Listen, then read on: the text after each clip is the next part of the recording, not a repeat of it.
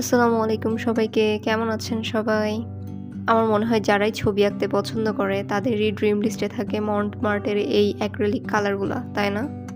যদিও এই কালারগুলো আমার ভাগ্নির, কিন্তু এটার উপর বদনজর আমার অনেক আগে থেকেই ছিল। যখনই আমি ওদের বাসায় যাই তখনই ভাবি যে আমি এটা দিয়ে একটা ছবি আঁকবো, কিন্তু কোনোবারই হয়ে ওঠে না। তো এবার ফাইনালি আমার মনে হলো যে একটা ছবি আঁকা যাক। কারণ এর আগে আমি কখনোই আসলে অ্যাক্রিলিক কালার ব্যবহার করিনি। আমার হার্ডলি ব্যবহার করা হয়েছে জল রং কিছু, পোস্টার কালার, অয়েল পেস্টেল আর কিছু এঁকেছি তার আগে পেন্সিল রং দিয়ে। আজকে আমি যে জনরার পেন্টিং করতেছি এটা হচ্ছে ইউটিউবে প্রতি স্ক্রলে তুমি পাবা, এছাড়া হচ্ছে ফেসবুকে সবখানে পাবা। এটা এরকম কিছু না যে নতুন কিছু বা কোনো রেফারেন্স, সুন্দর রেফারেন্সের কিছু, কারণ আমি কোনো রেফারেন্স নিইনি আসলে।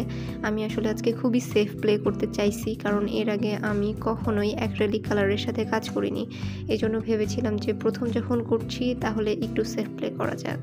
আচ্ছা, অ্যাক্রিলিক কালার দিয়ে পেইন্ট করার সময় আমার ধারণা ছিল না যে এটা নিয়ে প্রথম কিভাবে ব্লেন্ড করতে হয় বা কি করতে হয় না হয়।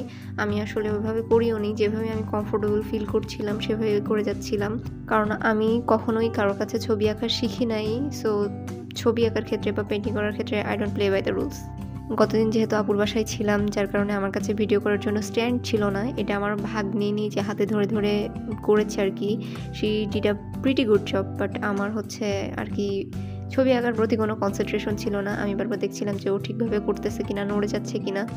তো এর কারণে না উপরে যে ঠিকভাবে ব্লেন্ড হয়নি এটা আমি নোটিসই করিনি। এটা যখন হচ্ছে পরে আমি আর কি ছবি দেখলাম বা ভিডিওতে এডিট করার সময় আমি দেখলাম যে ও আচ্ছা, ব্লেন্ডিংয়ে একটু প্রবলেম হয়েছে আমার। আমি না পুরোটা সময় ধরে একটা ব্রাশ নিয়েই কাজ করে গেছি। আমার ভাগ্নি বলতেছিল বারবার যে, "খালামণি চেঞ্জ করো। তুমি হচ্ছে পাতার জন্য অন্য কিছু নাও।" বাট আমার আসলে এটা দিয়েই আর কি বেস্ট হইতেছিল। অন্যগুলো দিয়ে আর কি খুব একটা ভালো আসতেছিল না রেজাল্ট। তো আমি মনে করলাম যে আচ্ছা ঠিক আছে, বাদ দেই, একটা দিয়েই করি আর কি। আচ্ছা, এখানে হচ্ছে উপর থেকে নিচ পর্যন্ত কমলা থেকে হালকা হলুদ এভাবে আমি সাজিয়ে করেছিলাম। আর এরকম বোধহয় আমার 5টা কালার লেগেছিল। আর বাকিটা হচ্ছে পুরাটাই আমি কালো দিয়ে করেছি। এখানে গাছের পাতা বা বুশ আঁকতে আমার বেশ ঝামেলা হয়ে যাচ্ছিল।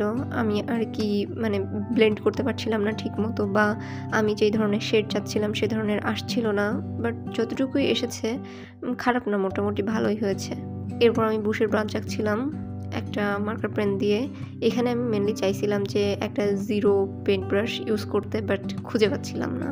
বাচ্চাটা আইডিয়া দিল যে যেহেতু রং শুকিয়ে গেছে তুমি হচ্ছে মার্কার পেন দিয়েই করো। তো এরপর আমি দোলনাটাও আঁকিয়েছি মার্কার পেন দিয়েই।